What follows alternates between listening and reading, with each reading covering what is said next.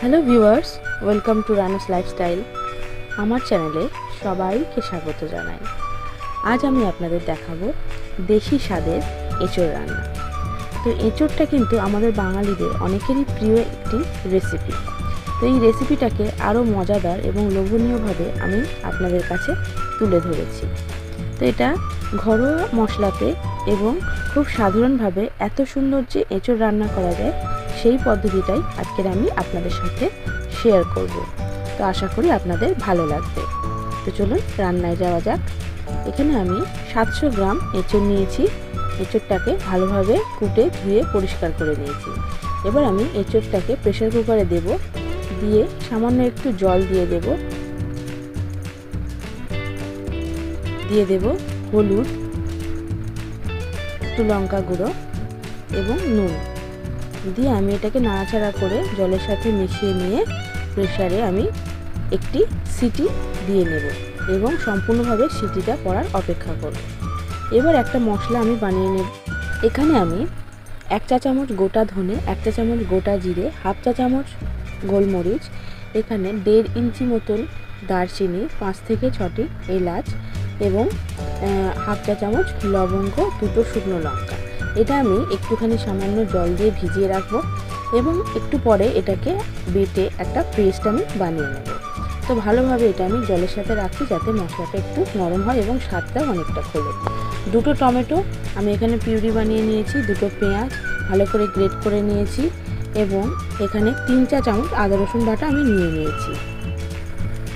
কড়াই গরম হলে কড়াইতে দিয়ে দেব তেল দিয়ে তেলটা একটু গরম হলে কড়াইয়ের সাথে ভালোভাবে খুন্তি দিয়ে নাড়াচাড়া করে আমি তেলটাকে ভালোভাবে গরম করে নেব এবং কিউব করে কেটে রাখা আলুগুলো আমি তেলের মধ্যে দিয়ে ভালোভাবে ভাজতে থাকব। আলু একটু ভাজা হয়ে গেলে এতে আমি দিয়ে দেব সামান্য পরিমাণে নুন এবং 1 চা চামচ হলুদ। ভালোভাবে নাড়াচাড়া করে আমি তেল ঝরিয়ে আলুগুলোকে তুলে নেব। এখানে কিন্তু আলু প্রায় 60% মতন ভাজা হয়ে সেদ্ধ হয়েই গেছে। বেঁচে যাওয়া তেলের মধ্যে আমি গ্রেট করে রাখা পেঁয়াজটা দিয়ে দেব, দিয়ে ভালোভাবে নাড়াচাড়া করতে থাকব।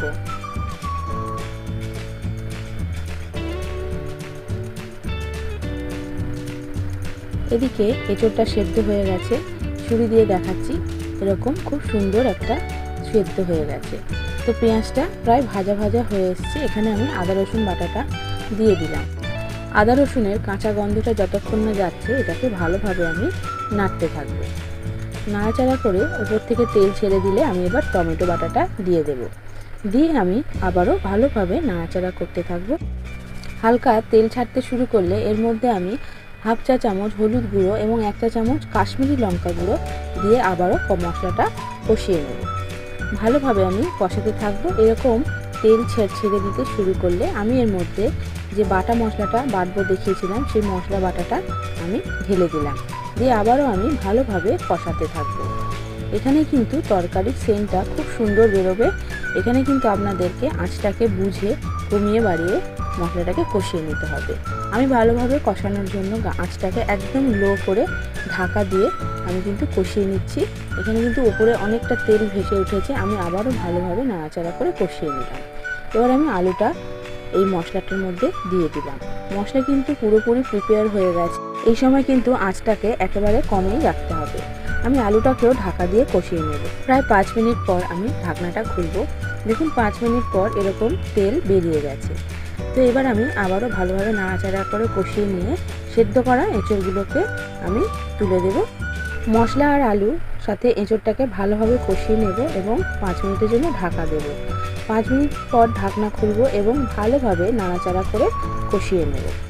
এখানে প্রায় 5 মিনিট ধরে আমি এরকমভাবেই নাড়াচাড়া করে কষাতে থাকবো। তার কিছুক্ষণ পর আমি এখানে জল মেশাতে থাকবো। যতটা পরিমাণ জল লাগবে ততটা পরিমাণ জল আমি এতে মেশাবো এবং এটাকে ফুটতে দেব। একটু ঢাকা দিয়ে দেবো যাতে তাড়াতাড়ি ফুটে যায়। তরকারিটা ভালোভাবে ফুটে গেলে আমি আলুটা চেক করে দেখব ভালোভাবে সেদ্ধ হয়েছে কিনা। আলু কিন্তু ভালোভাবে সেদ্ধ হয়ে গেছে। এবার আমি স্বাদের জন্য ওপর থেকে সামান্য চিনি এবং সামান্য নুন আমি ছড়িয়ে দিলাম। দিয়ে ভালোভাবে নাড়াচাড়া করে ফুটিয়ে নেব এবং 10 মিনিট ঢাকা দিয়ে রেখে দেবো রেস্টিং টাইমে। তো বন্ধুরা, রেডি হয়ে গেল ঘরোয়া মশলাতেই সম্পূর্ণ দেশি স্বাদে এঁচোড়ের এই রেসিপিটা। এটা না খেলে কিন্তু আপনারা বুঝতেই পারবেন না এই রেসিপিটা কতটা সুস্বাদু হয়। তো বন্ধুরা, কেমন লাগলো অবশ্যই আমাকে কমেন্টে জানাবেন এবং ভালো লাগলে অবশ্যই লাইক করবেন। আজ তাহলে আসি, আবার দেখা হবে নতুন কোনো রেসিপির সাথে। ততক্ষণ ভালো থাকবেন, সুস্থ থাকবেন। নমস্কার।